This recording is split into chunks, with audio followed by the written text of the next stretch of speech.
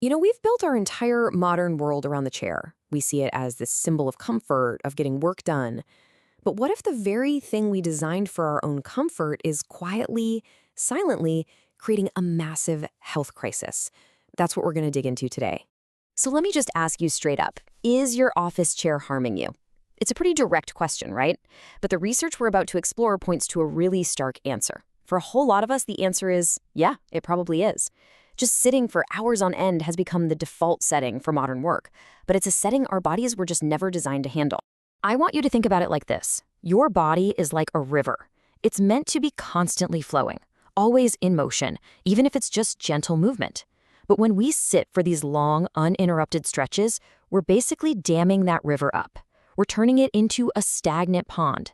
And as we're about to see, that kind of stagnation, well, it has some serious consequences. And that stagnant pond idea, it isn't just a nice-sounding metaphor. There's a huge and growing body of research that's putting hard numbers to the risks of spending your workday sitting down. So let's dive into what the science is actually telling us. The range of documented risks is honestly staggering. And we're not just talking about a sore back or stiff neck here. This goes way beyond that. High sedentary time is consistently linked in the research to a higher risk of death from all causes, type 2 diabetes, certain types of cancer, and even depression and cognitive decline. It's a problem that really affects our entire system, from top to bottom.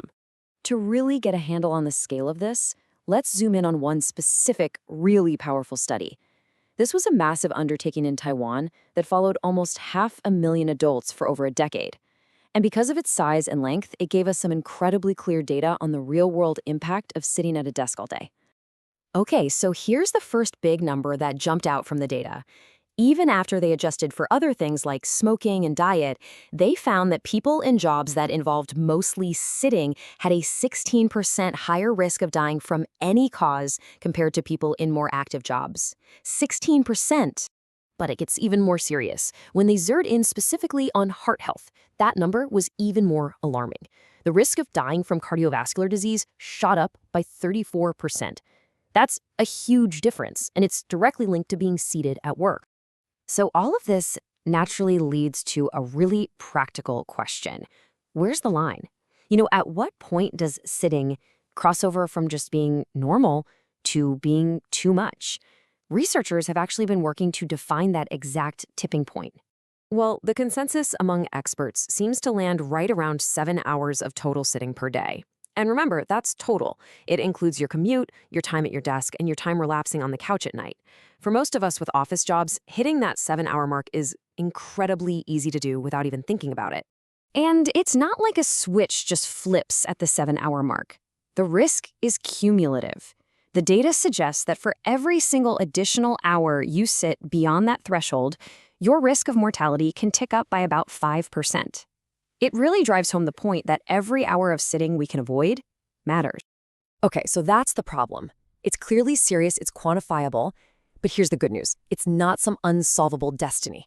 So let's shift gears and talk about the evidence-based strategies that can actually work, the things that can get that river flowing again. So what really moves the needle? Well, sit-stand desks are pretty popular, and for good reason. They can cut down sitting time by over an hour, sometimes more. But look at the other options here. These big, comprehensive programs can be just as effective. And even something as simple as a pop-up on your computer telling you to move, or just committing to short, frequent breaks, they all make a real, measurable difference. So what exactly are these multi-component interventions? Well, you can think of them as the gold standard. They're so effective because they don't just rely on one single tool. They attack the problem from all sides, combining a change in the environment, like a sit-stand desk, with education and company-wide support. It creates a whole culture of movement, which is way more powerful than just a single piece of furniture. All right, this leads us to the question I think a lot of us have. It's the big one. Can you just out-exercise a sedentary day? I mean, if you crush it at the gym for an hour, does that basically cancel out the 8 hours you spent in a chair? The research on this is super interesting, and the answer is nuanced. And here's the crucial point from all that research. Being physically active is incredibly protective, no doubt about it. For people who sit a lot but also get a lot of exercise, their risk is way, way lower. But, and this is the key insight we all need to hear, the risk isn't completely erased. A great workout doesn't give you a free pass to be a statue for the other 23 hours of the day. This brings us to the real takeaway. It is not an either-or situation. The absolute best approach, the one the science points to, is a combination of both.